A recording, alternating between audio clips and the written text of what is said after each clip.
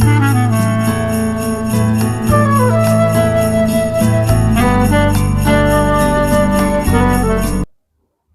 श्री गुरुवे नमः। ओम श्री गुरुवे नमः। ओम श्री गुरुवे नमः।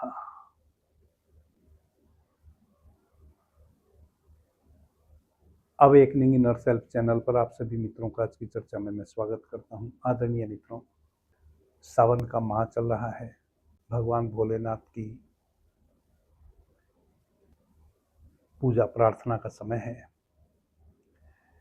सावन माह में शिवलिंग पर जल चढ़ाने का बड़ा महत्व है। महाशिवरात्रि निकट है। जो पौराणिक मान्यताएं हैं उनके अनुसार हमारा पूजा प्रार्थना करने का जो भी नियम है, उस नियम के अनुसार आप पूरे सावन भर भगवान शिव की आराधना करें, प्रार्थना करें, जलाभिषेक करें, महामृत्युंजय मंत्र का जाप करें। ओम नमः शिवाय मंत्र बड़ा महत्वपूर्ण मंत्र है, उसका उच्चारण करें, या आपके गुरुओं के द्वारा जो भी मंत्र आपको कभी भी गुरु द्वारा दिया है, उस मंत्र से उच्चारण करते हुए भगवान शिव की आराधना प्रार्थना करें। यह सब अपना प्राचीन समय से जैसे भी आप करते चले आ रहे हैं वैसे करें। एक छोटा सा सूत्र मैं भी आपको बताना चाहता हूं, यदि आप उसको भी जोड़ लें तो निश्चित रूप से आपके जीवन में बहुत ही कम समय में, हो सकता है एक क्षण में, बहुत बड़ी घटना घट सकती है।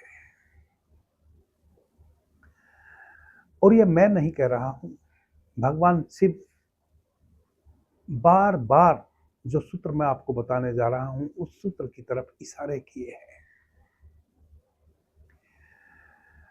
जो सूत्र मैं आपको बताऊंगा वह हो सकता है आपने बहुत बार पहले कहीं सुन लिया हो, पढ़ लिया हो, ध्यान नहीं दिया। कुछ सहज और अनूठी चीजें हैं, बड़ी साधारण भी हैं, जिन चीजों को हम मूल्य नहीं देते, जो हमारे लिए जितनी सहज हो जाती हैं चीजें, उतना ही हम उनको कम मूल्य देने लगते हैं। अपने शरीर में ही देखो ना, दांत में जब तक दर्द ना हो, कोई पीड़ा ना हो, कोई समस्या ना आवे, तब तक दांत की तरफ हमारा होश ही नहीं जाता। हमारे मुखमंडल में 32 दांत हैं, उनका हमें पता ही नहीं। पता तो है, जो भी खाते हैं दांतों से चबाते हैं, परंतु दांतों के प्रति हमारी कोई जिम्मेवारी है, उससे हमारा कोई लेना देना तब तक नहीं होता जब तक दांत किसी पीड़ा से पीड़ित ना हो जाए। और जब दांत किसी पीड़ा से पीड़ित होता है तब वह आपकी वह अवस्था ला देता है कि दांत के अतिरिक्त बाकी सब कुछ आपको भूल जाना पड़ता है, केवल आपका पूरा होश दांत पर ही केंद्रित हो जाता है। ऐसी अवस्था आ जाती है। वैसे ही शरीर का कोई भी अंग, ऐसे हम सभी अंगों को विसम्मर्द करके रखते हैं जब तक उनमें कोई पीड़ा ना हो, दर्द ना हो, कोई व्याधि उनको आके जकड़ ना ले। जबकि शरीर हमारा, शरीर के भीतर जो अंग है वह हमारे उन सभी अंगों का जोड़ शरीर है। और उन सभी अंगों का, उन सभी इंद्रियों का, उन सभी कर्मेंद्रियों का उपयोग कर करके ही हम अच्छे बुरे अनुभव भी भीतर आत्मसात करते हैं। परंतु यह इतनी सहज घटनाएं घट रही हैं, हृदय है उसको धड़काना आपने नहीं पड़ रहा, श्वास आपको लेनी नहीं पड़ रही, स्वयं से आ रही हैं, पलक अपने से झपक रही हैं, आपको झपकानी नहीं पड़ रही है। सब कुछ आपके शरीर में ऑटोमेटिक हो रहा है। इसलिए क्योंकि आपको कुछ भी नहीं करना पड़ रहा है। हर प्रत्येक क्रिया के प्रति आप विसम्मर्तता से भरे पड़े हैं। यह हमारा अनूठापन है कि हम हर उस स्वयं से जुड़ी हुई वस्तु को या अपने शरीर के किसी भी अंग को या पूरे शरीर को ही विसम्मर्त कर देते हैं। वैसे ही सूक्ष्म से सूक्ष्म सूत्र बहुत बार आपने कहीं जाने होंगे, पढ़े होंगे, सुने होंगे और उनको आपने कोई मूल्य नहीं दिया। यह ट्रेजेडी है हमारे जीवन में। कई बार हमारे साथ वैसी घटना घट जाती है कि आप उन अवस्थाओं से जाने अनजाने गुजर जाते हैं जिन अवस्थाओं से कोई ऋषि, कोई महर्षि, कोई मनीषी गुजरा साधना करके। कोई ऐसा मनुष्य पृथ्वी पर नहीं है जिसको कभी उस लोक की झलक सोते जागते होश में बेहोशी में क्षण भर के लिए, 2 क्षण के लिए ना मिली हो। कोई ऐसा प्राणी, कोई ऐसा मनुष्य नहीं है, परंतु वह सहजता से बिना किसी कर्म को किए हुए, बिना किसी चाह के बस घट गई घटना, इसलिए उसका कोई मूल्य भी नहीं है। और चूंकि जब भी कोई अद्भुत घटना घटती है हमारे जीवन में, तब वह कोई पद चिन्ह नहीं बनाती, इसलिए फिर उसको खोजना भी मुश्किल है। क्योंकि कोई पद चिन्ह तो बना नहीं कि उन चिन्हों से चल के हम वापस से उस अनुभव को जान लें। यह तो घटना घटती नहीं। जब भी कोई चमत्कारिक घटना, अद्भुत घटना, उस लोक की, उस परलोक की घटना हमारे समक्ष कभी घटती है, क्षण 2 क्षण के लिए, कोई पद चिन्ह नहीं बनता। आदरणीय मित्रों, कुछ छोटी छोटी चीजें जो बहुत बड़ा अनुभव आपको करा दे सकती है, उनको विसम्मर्त मत करो। हर चीज का अपना मूल्य है। भगवान शिव का ही स्वरूप है भैरव। तो भगवान शिव ने भैरव स्वरूप में माता भैरवी को कहा कि हे देवी, इस जगत की जितनी भी वस्तुएं हैं, यदि आप स्थिर दृष्टि उन वस्तुओं पर कुछ समय रखें तो आपकी कर्मणेंद्रिय, आपकी इंद्रियें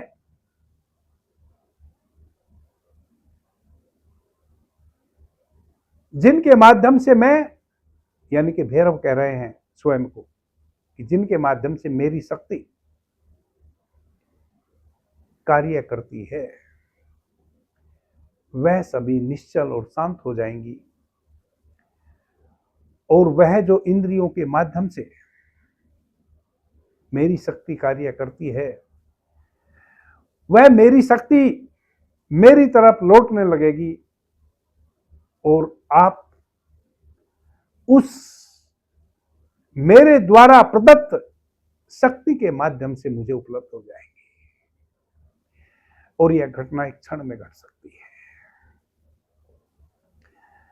आदरणीय मित्रों, कोई भी आकृति जो स्थूल है, स्थिर है, उस पर यदि आप अपनी आंखों को कुछ समय तक केंद्रित रखते हैं, आप पलक अवस्था में आपकी आंखों के माध्यम से, जैसा कि भगवान भैरव कह रहे हैं कि प्रत्येक इंद्रिय के माध्यम से जो ऊर्जा बाहर बह रही है, जो शक्ति बाहर बह रही है, हे देवी, वह शक्ति मेरे द्वारा प्रदत्त है।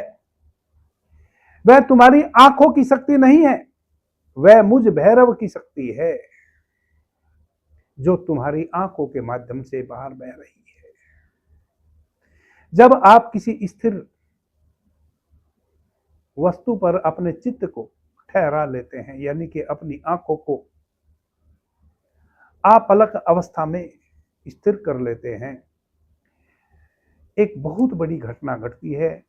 इस जगत में प्रत्येक वस्तु, चाहे वह एक बालू का रेगिस्तान में पड़ा हुआ सूखा कण ही क्यों ना हो, ऊर्जा से ओतप्रोत है। उस बालू के कण को भी यदि अणु अणु में तोड़ा जाए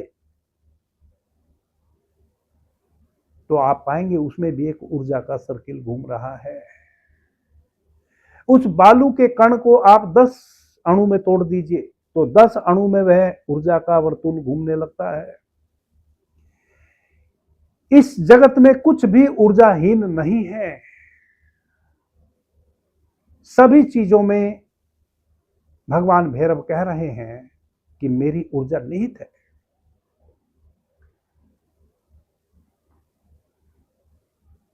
जब आप अपनी आंखों से किसी भी स्थिर वस्तु पर त्राटक करते हैं, आप पलक उस वस्तु को देखते हैं अपने सामने आंखों के रख के, तो 2 घटना घटती है। पहली घटना, स्थिर होकर जब आप देखते हैं किसी स्थिर चीज को, अपनी आंखों को स्थिर करके, कुछ क्षण तो आपकी आंखों से अतुलनीय ऊर्जा बाहर बहती है, उसके बाद ऊर्जा बिल्कुल बाहर बहनी बंद हो जाती है और वह जो स्थिर वस्तु है जिस पर आपने अपनी आंखों से त्राटक किया है, जैसा कि मैंने कहा कि एक सूखे छोटे से रेगिस्तान में बालू के कण में भी ऊर्जा निहित है, तो उस वस्तु की ऊर्जा जागृत होती है और वह आपकी ओर बहने लगती है। डबल घटना घट गई, आपकी ऊर्जा वापस लौट आई, उस वस्तु की ऊर्जा भी अब आपकी आंखों के माध्यम से आपके भीतर प्रवेश कर रही है।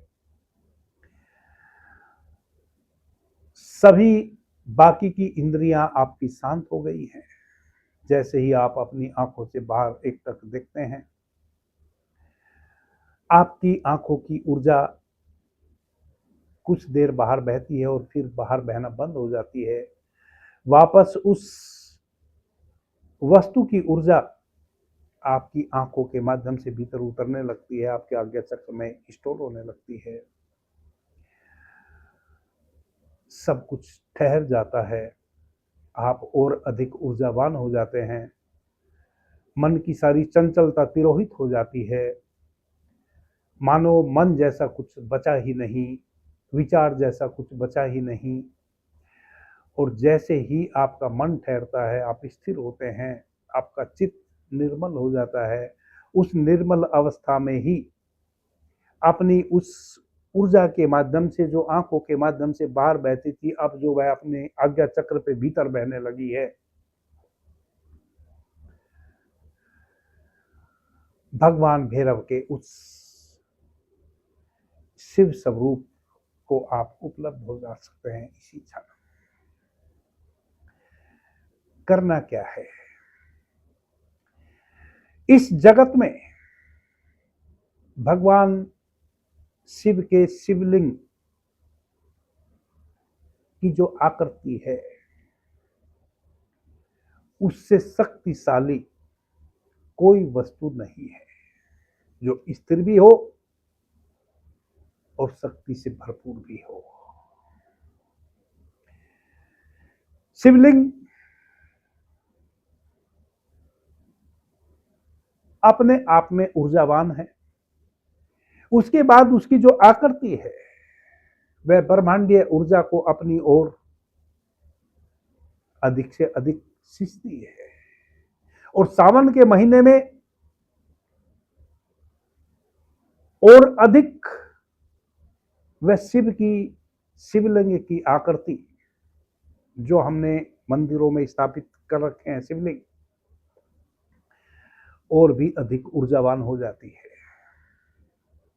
इसलिए सावन में बड़ा महत्व है भगवान शिव की उपासना करने का, भगवान शिव के शिवलिंग पर जलाभिषेक इत्यादि करने का बड़ा महत्व है। आप जितने दिन इस पूरे बचे हुए सावन के दिनों में या कभी भी पूरे वर्ष में, अभी तो बहुत ज्यादा महत्व है। जैसा कि मैंने कहा कि प्रत्येक शिवलिंग बहुत ऊर्जावान हो जाता है सावन के महीने में। सावन के महीने में हवा में मॉइस्चर बढ़ जाता है,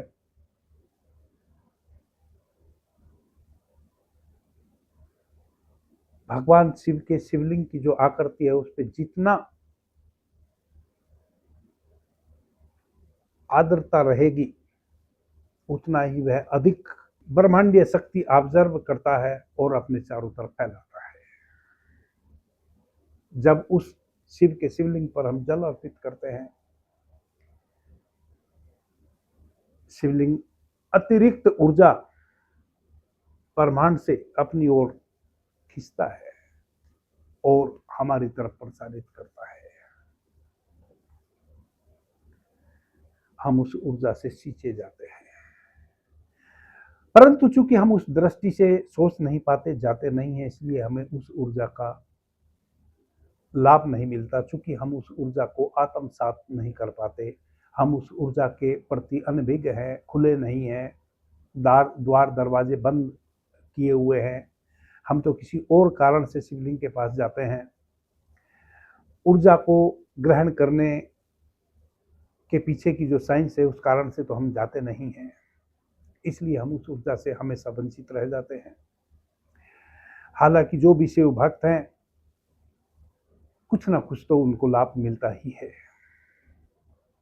आभा मंडल तो प्रभावित होता ही होता है प्रत्येक व्यक्ति का, जो भी भगवान शिव के शिवलिंग पर जाकर जल अर्पित करेगा।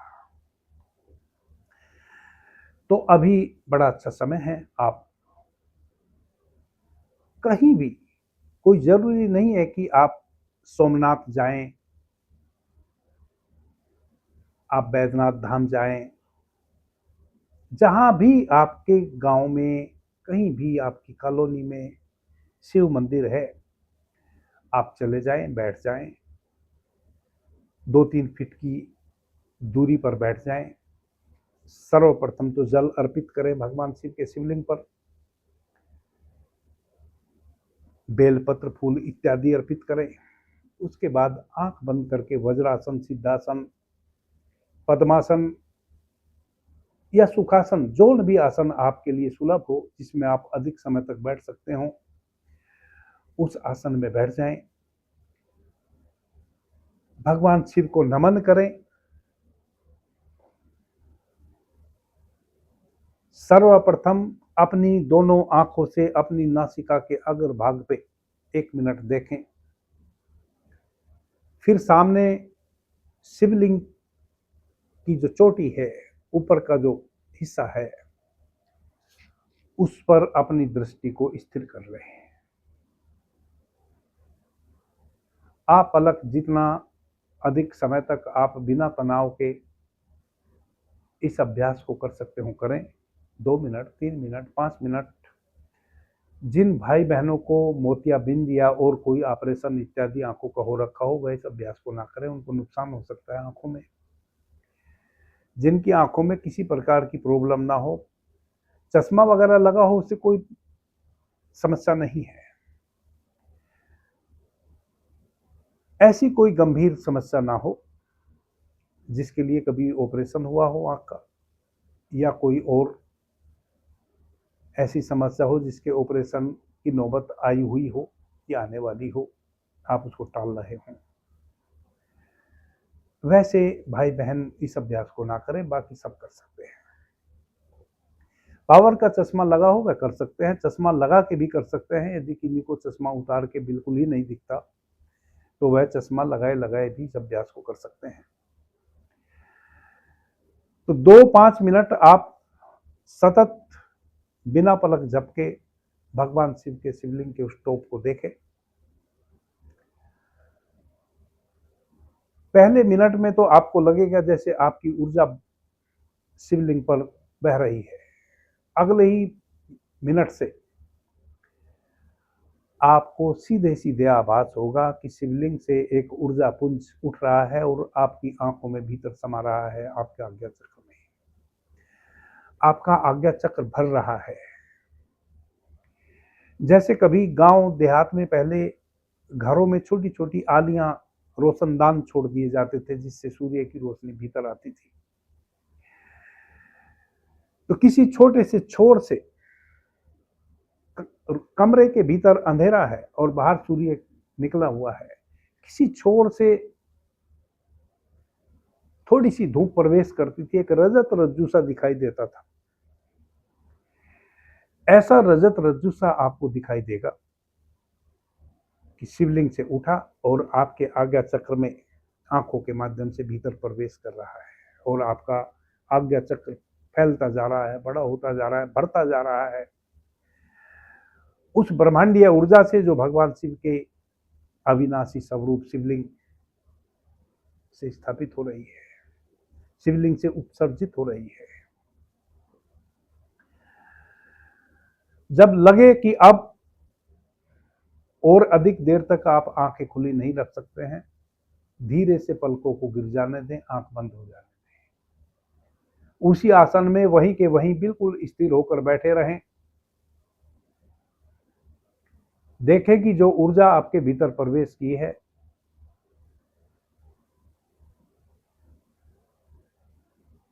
वह ऊर्जा आखिर कौन है जो संभाले हुए है भीतर। वही भगवान शिव है, वही भैरव है। वह ऊर्जा कहां संभली हुई है भीतर, उसके प्रति केवल आपने भीतर जबरदस्ती देखना नहीं है, विचार भी नहीं करना है, बस आंख बंद कर लेनी है। यह तो मैं केवल आपको समझाने के ख्याल से इन शब्दों का उपयोग कर रहा हूं। आपने ना देखना है, ना पूछना है, ना कुछ करना है, जस्ट आंख बंद करके बिल्कुल शांत और स्थिर बैठ जाना है। वह ऊर्जा जो आपके भीतर इकट्ठी हुई है वह अपने से आपको उस स्थान पर लेकर जाएगी जहां वह संग्रहित है, और जिसने उसको संग्रहित किया है वह कौन है? वही आप हैं, वही शिव का लोक है। आपकी चेतना का दीपक आज ही जल सकता है, और एक बार जल गया तो फिर बिन बाती बिन तेल वह दीपक जलता ही रहेगा। ना उसमें फिर बाती लगाने की आवश्यकता पड़ेगी कभी, और ना तेल डालने की आवश्यकता पड़ेगी। आदरणीय मित्रों, निरंतर मैं आपको ध्यान की ऐसी अद्भुत विधियां पीछे बताता रहा हूं, आगे भी बहुत बताने वाला हूं। जो आपको सध जाए, जो आपको सहज पड़ जाए, उसी पे फिर आप निरंतर अभ्यास करें। सुन जरूर लें प्रत्येक चर्चा को, परंतु यदि पहले कोई मैंने अभ्यास बताया है आपको और उसमें आपको आनंद आ रहा है, तब आप उसी विधि का अभ्यास करें। सुने जरूर नई नई चीजों को, क्योंकि उससे आपको यह भीतर आभास होगा, पता चलेगा कि अनेकों रास्तों से आप वहां पहुंच सकते हैं। आपके लिए कौन सा रास्ता सहज पड़ गया है, बस आप उसी में यदि आनंदित हैं। और एक बात को ध्यान रखें, आप किसी भी मेरी बताई हुई विधि से अभ्यास कर रहे हैं या करने वाले हैं, एक बात दो तक है इस बात का कि वह विधि आपके ऊपर कार्य कर रही है कि नहीं। यदि किसी विधि को करने में आपको आनंद की अनुभूति होने लगे और वह रोज रोज बढ़ने लगे, इसका मतलब वह विधि आपके लिए है, आपकी है। उसको आप किसी कीमत पर छोड़ना नहीं है, उसी के साथ आगे बढ़ना है, और तब तक नहीं छोड़ना है जब तक वह छूटी ना जाए। वह छूट जाएगी, अपने से छूट जाएगी। जब आप पहुंच जाओगे तो छूट जाएगी। दूसरी ओर कोई नई विधि का अभ्यास फिर ना करें।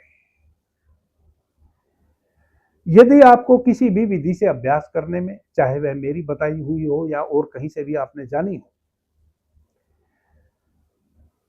तनाव आता हो, मन उदास हो जाता हो, आपकी खुशी कम हो रही हो, आनंद ना आ रहा हो, बोझिलनेस आ रही हो, या और कई प्रकार की अनईजीनेस आप फील कर सकते हैं, वैसा हो रहा हो, इसका मतलब वह विधि आपके लिए नहीं है। उसको इमीडिएट स्टॉप करो और किसी नई विधि पर अभ्यास करो।